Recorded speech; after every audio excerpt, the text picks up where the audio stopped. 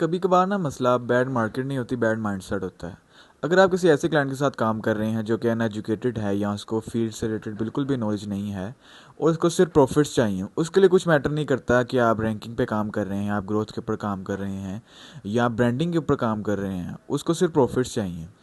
अब इस तरह की सिचुएशन में काम करना काफ़ी डिफ़िकल्ट होता है, ठीक है। अब इसको टैकल किस तरह किया जाए?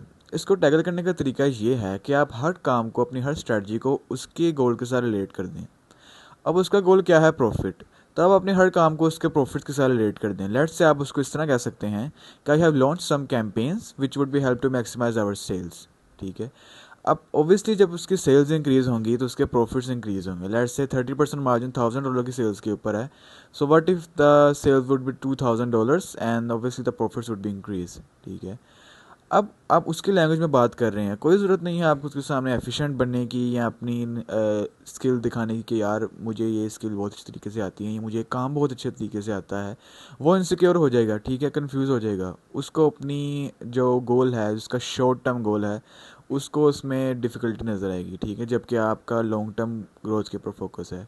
सो कोई मसला नहीं है, आप उसके गोल्स के अकॉर्डिंग काम करें, उसको उसके गोल्स के अकॉर्डिंग उसको इन्फॉर्मेशन दें, उसको रोज़ इस चीज़ के बारे में बताते रहें कि हम we are heading towards our sales target और वट एवर, ठीक है।